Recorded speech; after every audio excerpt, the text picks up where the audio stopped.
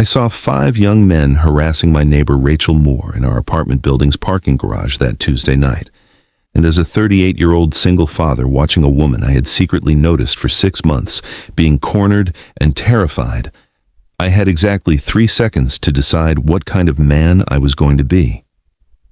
Her name was Rachel Moore, and she was the kind of woman who made you forget how to breathe when she walked past.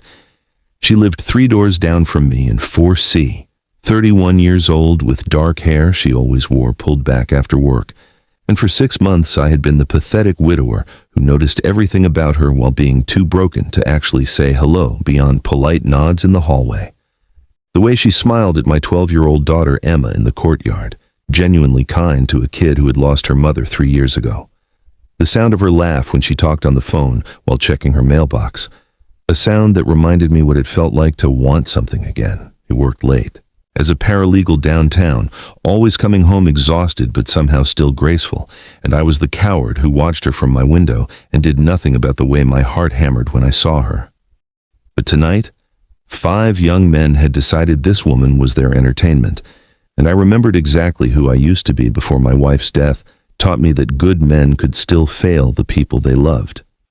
The 5 young men were college age, maybe 21 or 22, drunk and emboldened by pack mentality, dressed in team jerseys and reeking of beer even from where my car idled 30 feet away. They had Rachel backed against the concrete wall near the stairwell entrance, their bodies forming a cage she could not escape.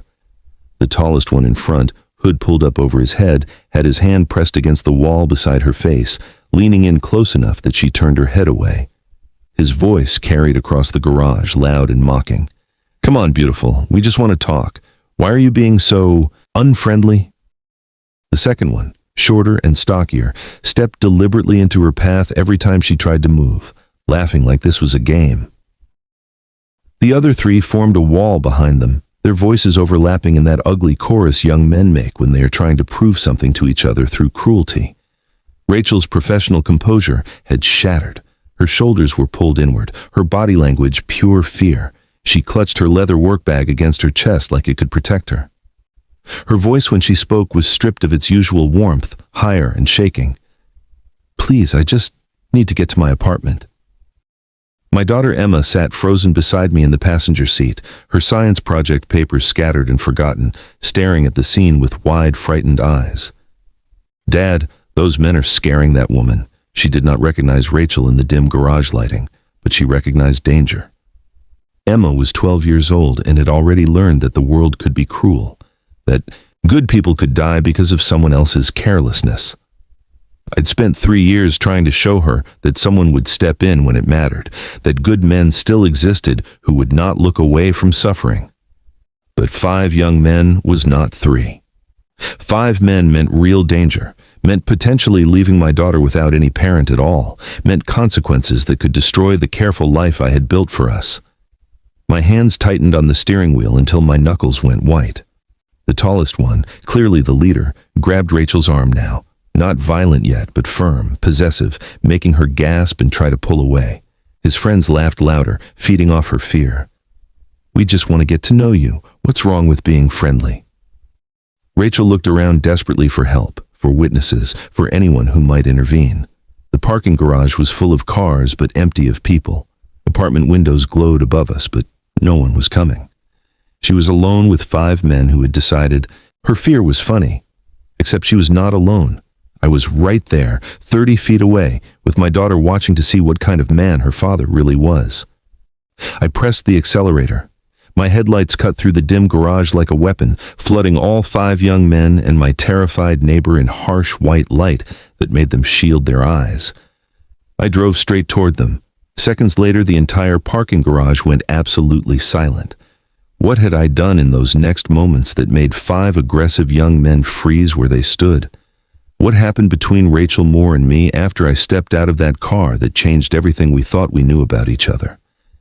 And why would this single act of intervention lead to something neither of us expected, something that would force a broken widower to choose between staying safe in his grief or risking his heart for a woman he had been too afraid to even talk to?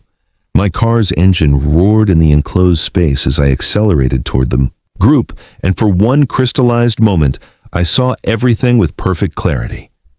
The tallest one, the leader, turned his head toward my headlights, his hand still gripping Rachel's arm, confusion replacing the predatory confidence on his face. The shorter, stocky one froze mid-laugh, his mouth hanging open. The three behind them scattered slightly, their pack mentality cracking under the sudden threat of actual consequence. Rachel's eyes found mine through the windshield, and even in her terror, I saw recognition flash across her face. She knew who I was.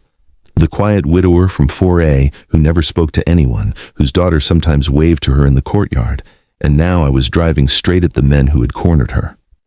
I stopped the car 5 feet from them, close enough that my front bumper nearly touched the leader's legs, close enough that escape meant going through me or my vehicle. The headlights trapped all 5 young men in a spotlight that turned the dim parking garage into an interrogation room. My high beams reflected off the concrete walls, doubling the intensity, making them squint and shield their eyes. The engine idled with a low, threatening rumble. Nobody moved, nobody spoke. The silence was absolute and terrifying. I turned to Emma, keeping my voice calm, even though my heart was hammering so hard I could feel it in my throat. Stay in the car, lock the doors. If anything happens, you call 911 and you do not get out. Do you understand me? Emma's eyes were huge, but she nodded. She had learned to trust me after her mother died, learned that when I used that tone it meant she needed to listen without question.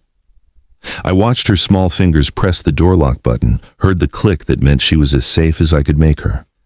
Then I opened my door and stepped out into the silence I had created. The concrete was cold under my feet, and I could smell the beer on the 5 young men even from where I stood behind my open car door, using it as both shield and boundary. Rachel was still pressed against the wall, but the leader had released her arm when my car had forced him to step back. She looked at me with an expression I could not fully read. Gratitude mixed with fear, mixed with something else, something that made my chest tighten. I had imagined talking to Rachel Moore 100 times over 6 months, but never like this. Never with 5 drunk college kids between us and violence hanging in the air like electricity before a storm. The leader found his voice first, trying to salvage his dominance in front of his friends. His words came out aggressive but uncertain. "What the hell is your problem, man? We were just talking to her."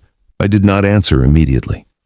I'd learned from 4 years of martial arts training after my wife died that silence was often more powerful than threats. I stood behind my car door, my body language calm but ready, and let them see in my eyes that I was not going anywhere, that I had made a choice, and was prepared to see it through to whatever end came next. The leader shifted his weight, glancing at his friends for support, but they were no longer looking at him.